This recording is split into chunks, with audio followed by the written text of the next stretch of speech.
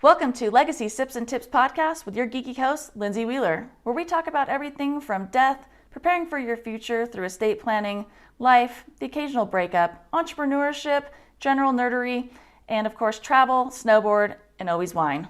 Welcome to Legacy Sips and Tips with your host, Lindsay, and today we have Ben Parrett on to discuss gardening and all things gardening, because life's a garden. Dig it. Hello. Thanks for being on. Thank you.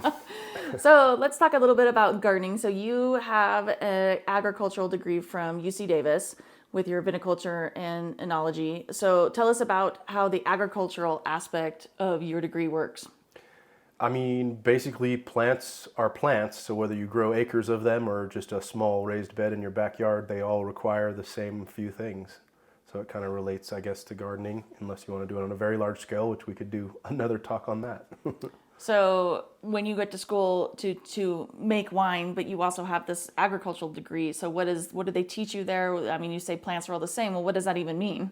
Well, every plant requires a couple things, right? They require light, they require some type of medium that they grow in, whether it be soil or hydroponic, any of that thing to support the root structure. And they also require nutrients or food, so it's kind of basic along the course of Mother Nature. It just depends, like I said, on. To me, agriculture is a big scale garden. So you're growing a garden for all the people in the village, whereas a garden that you would have in your backyard would be for you and your family, and maybe some tomatoes to your neighbors or chicken eggs or whatever. So I think in light of the climate of which we live in here in America, that I think gardening is going to become more important. I think we've kind of strayed from gardening or being in touch with the earth and what that produces. So back in even 50, 60 years ago, people usually had a family garden. Apparently, typically in Europe as well, they still have the family garden in the backyard. And like you said, you might trade with your neighbors if you have a surplus of zucchini or something. So what do you think is going to happen in now coming that people are going to become more in touch with soil, with the garden, and creating more of a homestead for themselves? What would they look for? How does that look? I mean, I hope so. I hope people become more in touch with nature and soil. It's something I feel that people have lost with our busy schedules and our society in general. Everything's digital, and you get gas and drive to work and drive home. It's not a lot of time to stop and smell the flowers, if you will. And I think that beyond being able to grow some food for yourself, it's very therapeutic, and I think it really has some cool aspects in that category of just relaxing, taking pride in something you've done. You work with nature. I think that's important for people as animals, as humans, that we live on the earth under the sun. Most people don't know how a lot of the food they eat is grown, or even where it comes from. In one of my classes, a girl from Nepal was asking, how do peas grow? Is it a stem with a pea on it? And to us that know how peas grow, that's an insane question. But to someone who doesn't have the resources to grow a garden in a frozen climate or in a colder climate like that, it's a great question. And I think culture doesn't eat that on a day to day. Yeah, like all we of do. the above. And I think just I guess my point is there's a little bit of a disconnect, I think, with whether it be from where you're from or what you're doing, or just in general if you're too busy or you're not interested. You still need to eat, and you still need to have food that comes from outside in the soil and nature. And so for me, just growing some plants in general, it keeps me happy, it keeps me busy, and it's very enjoyable to share with people something that you grew and that you nurtured into being a beautiful tomato or zucchini or apple or whatever it is you're interested in growing. So with that, can anybody grow food? I mean, that's like we've been eating forever. That's why we're all here. We have to eat, and we should be eating fresh produce and stuff, which I think we've gone away from that. Our soil is adulterated. It's been leached. We have factory farming. Like you said, we import a lot of our things. And I think nowadays the shifting in our culture, luckily, is going back to more that roots of like, we're going to make our own stuff for the village. We're going to be more communal. We're going to make our own family gardens so we can feed ourselves. Tell us more about what your philosophies on that is. I think to answer your question, like anybody can grow food, yes. I don't think necessarily everyone will be able to grow all the food they need to eat. You need a really big area to do that. People eat a lot of food, per person. But even if you grow one tomato or one pear or whatever you're growing, it's cool that you grew that you can eat what you grew, and yeah, you save a couple bucks that day from that. if you're fortunate enough to have a large backyard or a community garden that's multiple acres that you can actually grow a significant amount of produce from, I think that's really cool. And I think that not only does that make team building with your neighbors, if everybody's contributing, and even if it's your own garden in your own large backyard, your neighbors still appreciate, fresh whatever it is for that seasonal, whether it's, person next door that makes jam out of your berries, or you have somebody that, takes all your tomatoes and makes you a nice sauce and gives you back your sauce. So I think there's kind of that pride in the community that kind of goes hand in hand with food. It's a connection. It's something that people enjoy to share. And especially if each person has a specific talent or skill set, whether it's one guy growing the food and the other person cooking it, whatever, that kind of, I think, brings people together. And I think, back to your question again, is I think that, as we go forward, we kind of go backwards. And I think that there's these huge ideas and these huge, technological advances of, for example, fertilizers or tractors where we're not on horses or using, old swords to plow. I think that, going back to that is actually kind of cool. And I think that you'll see as people, evolve and we learn a little bit more, or we're forced to, whether, it's like you said, the soils are ruined because of over farming or over fertilizing or whatever, issues that can happen.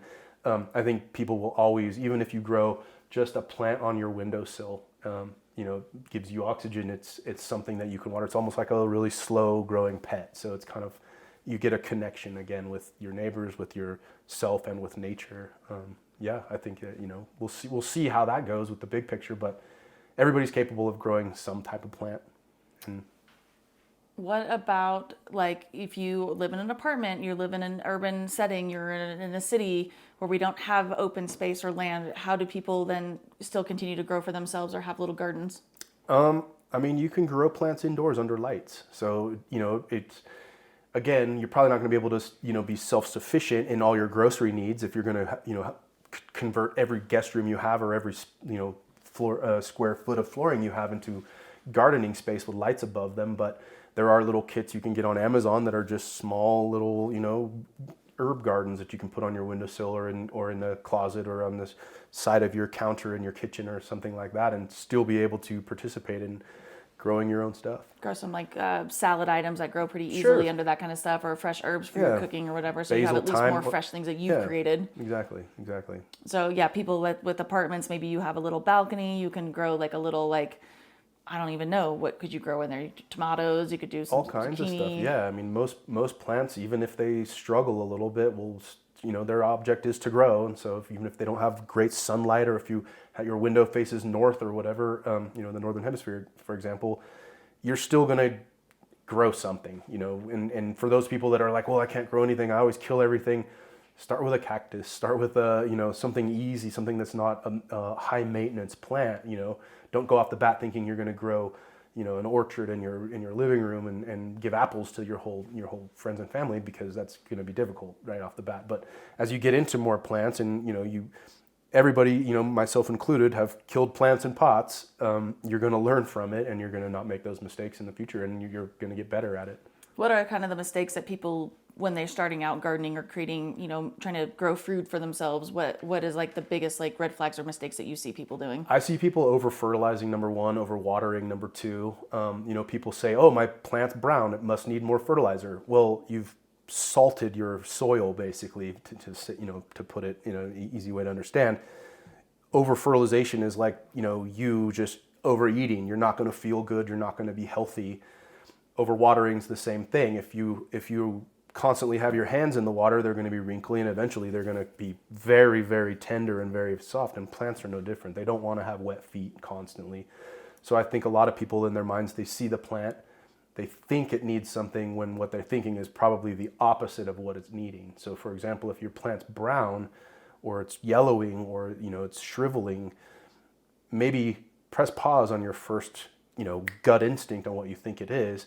Take some time to research it, look for other people that have that, look for pictures of those symptoms, whatever you see, and then you can make a bit better informed of a decision, rather than just going, I think it needs water, I think it needs fertilizer, because those two right there are the number one reason plants die. Interesting. And so do you feel like the technology on our phones and our apps and like Google Lens and all that, you can take a picture of your ailing plant and it'll go, that needs nitrogen, it needs more water, it needs less water, Yeah, yeah. I mean, the technology is great. It's at your fingertips. You can look it up. You can Google Lens the picture of your wilted leaf and see what other people say. But at the same time, being a simple thing like, a plant itself, it's not running, it's not moving, it doesn't talk, it's not high maintenance of any kind. It just needs those little specific things. You can pick up the pot. You can feel if it's heavy or light. You can understand, hey, this does need water. I can pick it up with my pinkies. Or hey, it's heavy, but it's wilting, it's not water. So there's indicators. It doesn't necessarily, you don't have to Google every single moment of, question, but it does help to have technology at our fingertips to be able to see what's going on. What do you find is more beneficial when you're gardening or growing things on a mass scale versus more in your home? I think, when you're growing stuff outside and on large scale for agricultural purposes for feeding the mass people, you have a bigger, I don't know how to put it, but more of a risk, right? You don't want that 10 acres of wheat or barley, whatever you're growing, or, vegetables to die because now you've let down that many people. When it's your own garden and you don't get a tomato, bummer, but it's not the end of the special. world. We can go to the store and get one. Right. Yeah. So I think, on the agricultural side of growing things, there's a lot more focus of, pesticides, fertilizers, water use, soil composition. It's more paid attention to, where in most people's backyards, they can go down to Home Depot or some, gardening shop, buy a bag of pre-made soil, dump it in their raised bed, and they're good to go. I personally make my own soil. I like to be able to kind of vary the variables, if that makes sense, or just be more in control of what the plants themselves are growing in and needing. A lot of those companies that are producing, large bags of soil on a huge scale, I'm not going to say they're bad, but it's obviously they're making money. That's their business. They want to make a profit on a minimal amount of input or cheaper ingredients, for example. So I think, it's great, and I think that's easy for most people, and I think that's what most people are doing. But, if you really are a serious gardener and you start talking to serious gardeners, they're really not growing plants, they're growing soil. And if your soil is healthy, the bugs, the microbes, anything that's in your soil is healthy, your plants will be healthy automatically. It's not something that you need to focus on the plant itself, but a lot of it to me is just basically your soil and again, it's environment too. Temperature of course is important. You're not going to be able to grow pineapple in Alaska, but you could inside. And so there's ways around a lot of these types of things. Interesting. So when you say you make your own soil, so what does that look like? So if someone's starting out, just getting the pre-bought stuff is fine. That's okay. I don't have a problem with that. But if you want to elevate your game, if you will, what does that look like if you're going to make your own soil? So you got to start with an organic matter. So for example, peat moss, sphagnum peat moss is a really good example, very common, easily attainable at any store, gardening store or Home Depot, for example. You need also some sort of colloid, some sort of structural component, whether it be sand, gravel, clay, silt, a mineral, a rock, something from the earth itself to hold that organic matter together. Because if we've all put a piece of wood in the water, it floats, right? So if you have just organic matter in there, it's going to basically wash away. You need something to hold it together. So we talk about sand, silt, clay as our colloids, and loam as kind of the blend of those things. And so as you're making a soil, you want to have a balance between things that hold water, like clay, for example. But if you're going to grow a plant in pure clay, it's never going to dry out. It's going to be too dense. So you have to have some type of porous.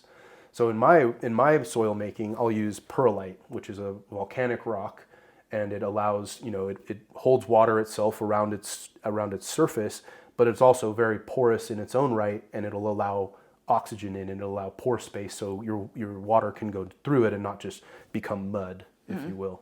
So you need drainage, you need organic matter. Also, organic matter breaks down over time, so you need to continue to add organic matter. So if you go outside in Mother Nature and you look at trees dropping their leaves onto the ground at the base of the tree, those leaves will basically decompose and turn back into more soil. So there's kind of a cycle with that. And plants are using carbon dioxide from the atmosphere as their carbon fixation to make those actual physical structures of leaves or stems or wood.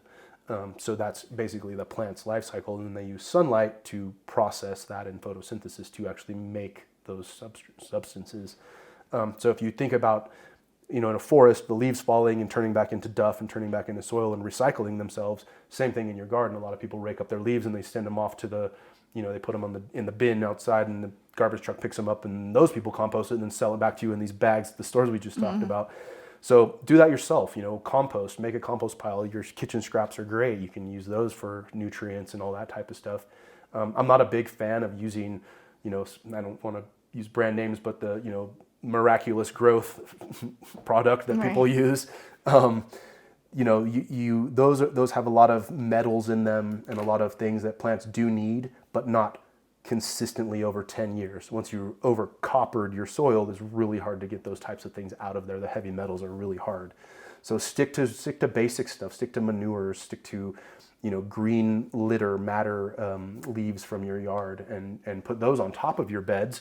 When the rain comes, they'll get wet, they'll sink in, and they'll decompose with microbes and other animals that basically are metabolizing them, that live in your little mini forest, if you will, which is what your garden really is. And so anybody can just make a bed. How would somebody start, I guess, is the question. I mean, the easiest way, I think, is to grow in a raised bed, because you don't have that soil saturation. Something above the ground obviously is going to drain to the ground. You're still able to get roots in the ground, but all that above the ground will never actually be waterlogged. So even if you're one of those people that think it needs water, you're not going to saturate that soil to the point where it's going to kill anything. So raised beds are always a good start. You see the experts are growing in the ground, but they're able to manage that soil moisture and that soil nutrition. Also in a raised bed, if you have too much nutrient in there and it's starting to become toxic, because there's levels of deficiency, there's levels perfect, and then there's levels of toxicity, you're able to leach them out. So you can actually add more water. Those water soluble components will actually go lower below the root base and not be toxic to your plant. So it kind of makes it easy. You either, whether it's a pot that you have on your deck or your porch or your balcony, or a raised bed you build out of wood and you fill it with soil, you put a gopher screen underneath so nothing comes from below. There's so many different, we could talk all day about specifics in that, but in general, I think growing something above ground so it can have drainage is an easy start for most people. And so I think people who are like maybe urban farming or apartment farming and they have a big pot on their deck, they don't understand that these things need drainage. And so when you get a pot, you need to make sure that you drill holes in the bottom so it actually can drain out, because I know people have made that mistake. Correct. And I've lifted their pots and I'm like, well, where's your stuff going? Right. It's just now sitting in its own stuff. Yeah, imagine not ever changing a diaper for a baby, right? It's not good. So you want that waste, you want those extra nutrients, you want that extra water or decomposition. And what ends up happening is it gets acidic, and that acidity will actually prevent your uptake of nutrients, because plant roots themselves are making their own acidity to knock off things that are actually bound to the colloids in the soil to uptake. If you have too much acid, they're unable to do that. Your pH is actually too low for actual uptake of nutrients they need. So you've seen, I'm sure a lot of people have seen, when you pick up a pot and there's a bunch of really yellow or brown water down there, that's their waste. So flush that out, Plant pee. Plant pee, basically, yeah. So you could take a pot that has those, yellow water coming out of the bottom, flush some water through it, put it in your sink, or if it's outside and it's a huge pot, you can't move it, hose for a while till it runs clear. And then you can kind of start over. It kind of resets that soil structure and those buildups to more of a level that's manageable. So you're flushing the plant pee, if you will, but are you then flushing all the other nutrients out? Yes, you are. Okay, so then you have to supplement from there. But think about it, if they're unable to uptake it anyway, it doesn't matter. So it's better to get the bad out, even if some of the good goes with it, and re-add the good to start over, to reset. So it's a bummer. You spend a couple bucks on whatever bags of manure, or if you're into it, the chemical fertilizers, and it leaches out. However, the soil is now reset. You can add more. And again, like I've been saying, don't keep adding the same stuff. It is nice to kind of change up your nutrient source as well, if you're not composting or you don't have a steady source of manure, for example. How would people learn this? Like, I feel like, just talking, I'm like, well, that's really overwhelming, and it might be really overwhelming for other people. Like, how do we simplify it? We're already busy as it is. I want to have my little urban garden. I want to have my house garden. I don't have any more bandwidth to deal with this. So how do I make it easy for myself? Yeah, no, you don't want to overdose yourself on too many hobbies or unnecessarily knowledge in your brain. But Just again, you can start with a pot and some store-bought soil, and then those of us with children, they come home with a little sunflower or some kind of a little veggie in a paper cup, with the seed they all planted, and they watch. And when you're young, you're taught that it needs sun and water, and as you get more into it, you understand that there's more to it than that. But simplified, it is basically those things.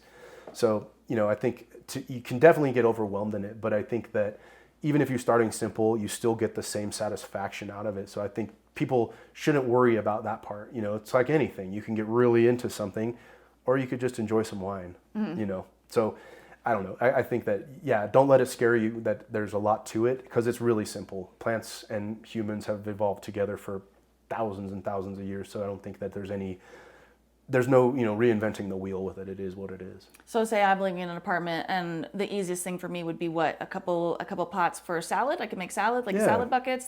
Lettuce grows pretty easy, right. Or put them in your window. Most people start with indoor plants that are from tropical areas and they look nice, or people have flowers that they like because they bloom and they look nice.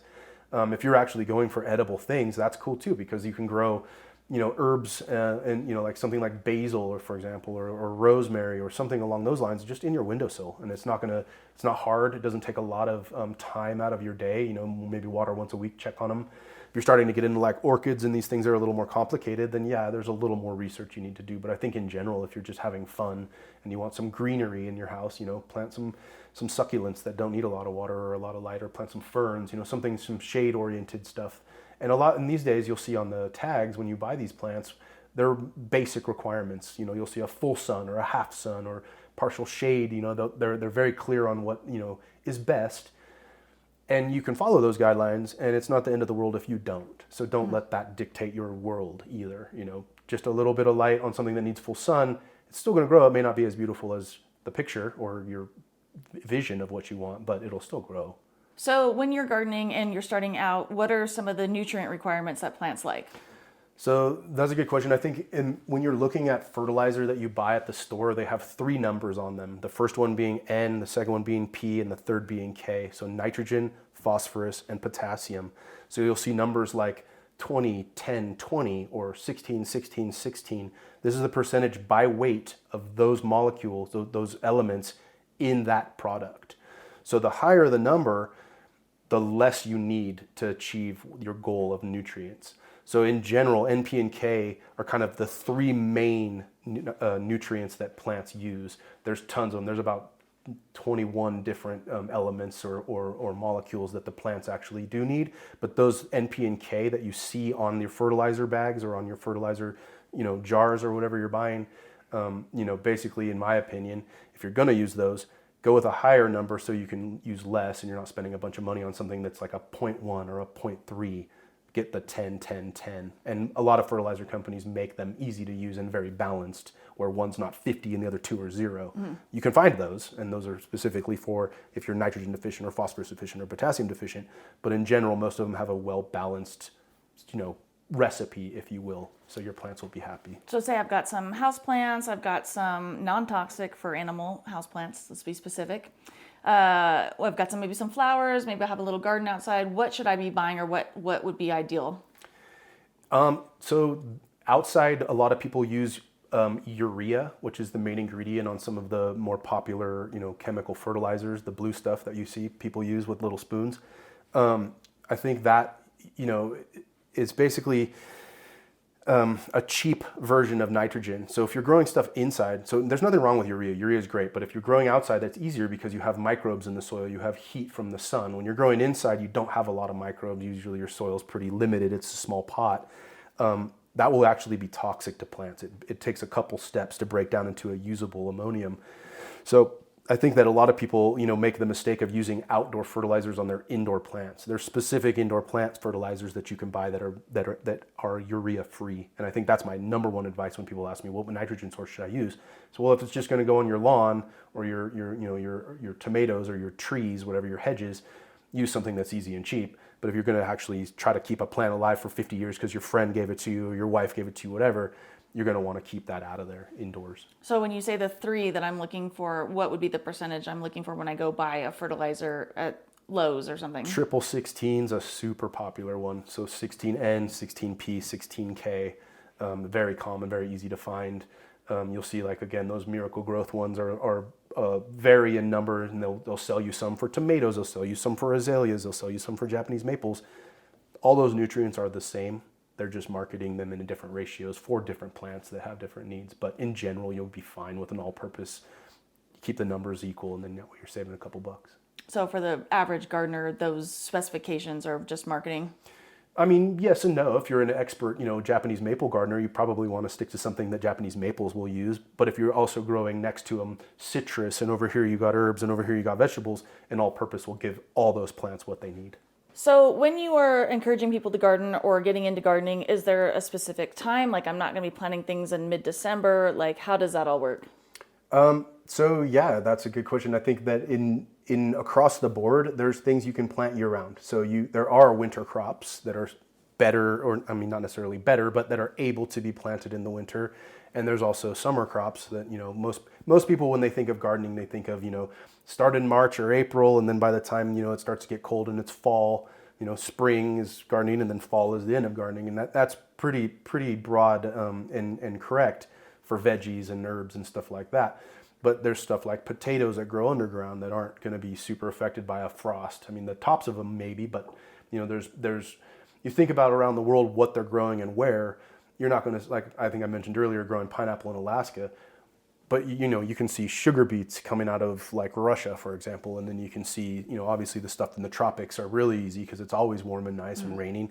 Then you can kind of get into the different seasons of in North America, for example, you can do the winter crops, you can do radishes, you can do lettuces, you can do all kinds of stuff. As long as, really, I think an important part is if you live in an area where it freezes, that's kind of your number one hurdle. So if it's cold, a lot of people will have a little lean-to greenhouse, or they'll keep it, they'll start stuff inside early. So by the time the weather's, cooperating, you can put your plants that are already started outside rather than planting a seed in June and then trying to harvest it by September. If for example, like here in Nevada, we have a very short growing window.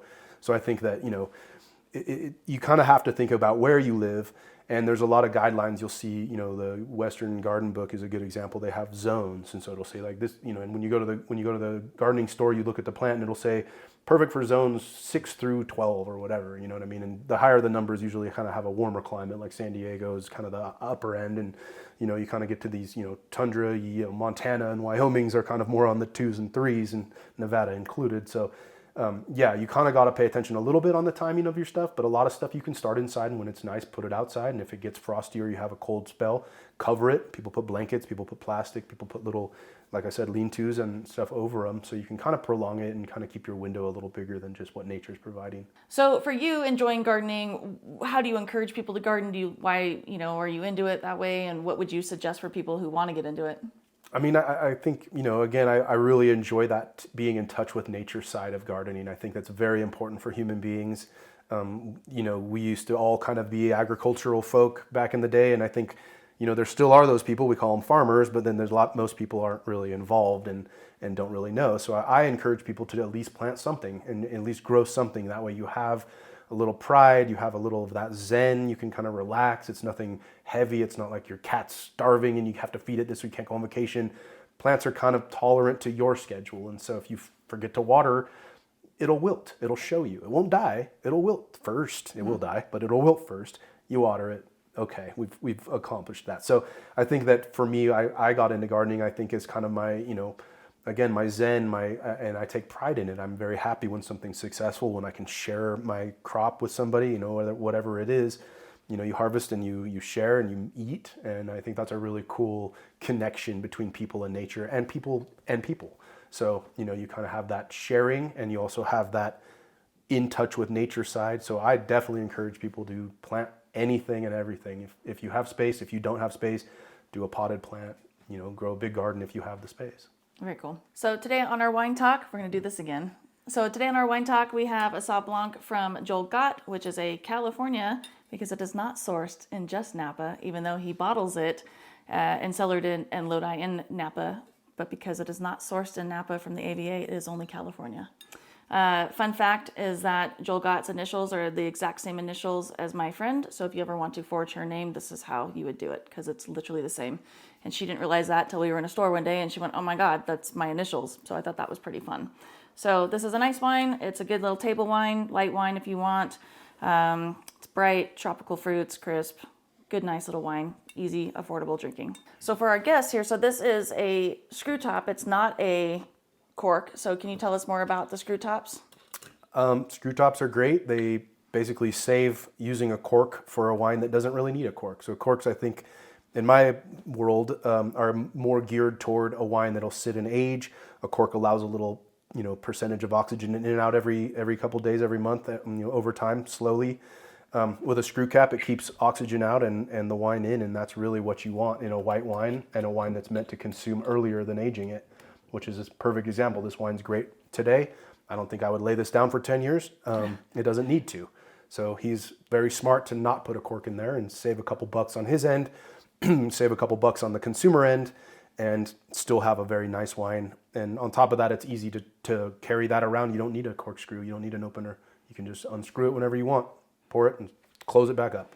So having a screw top doesn't necessarily dictate that it is a lower quality wine or anything. No, not at all. Not at all. There's some actually really nice wines out there with screw caps. Again, I think it's more about sustainability. And I think that's cool that wine producers are taking that into account. And I know a lot of consumers love the romance and that sound that it makes when you pop open a cork, but a lot of wines don't necessarily need a cork. And there are other options too. There's plastic corks, agglomerate corks that are made out of like little, it looks like a cork board that you put a push pin in. But in general, we try to save corks for bigger reds or bigger wines that are going to be aged, whereas a screw cap is just easy for everybody. And a lot of wineries in Australia are going to the screw tops primarily. So yeah, and they produce great wine. Yeah, and producers of the actual companies that make these screw caps are starting to experiment with different membranes, so they actually allow a little oxygen in and out. So not only are you saving cork trees, you're still able to age a wine without having to use a cork.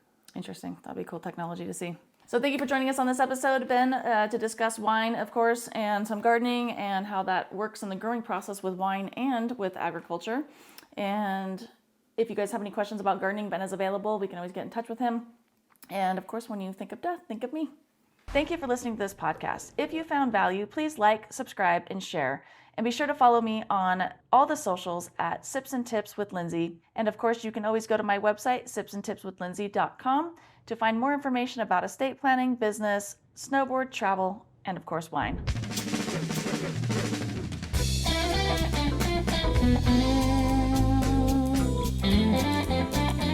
As always, we have to get the legal stuff out of the way. I went to law school, so you don't have to. However, we have to read the special disclaimer that I am not a practicing attorney. I am not your attorney. I am not offering any legal advice in any content or any episode.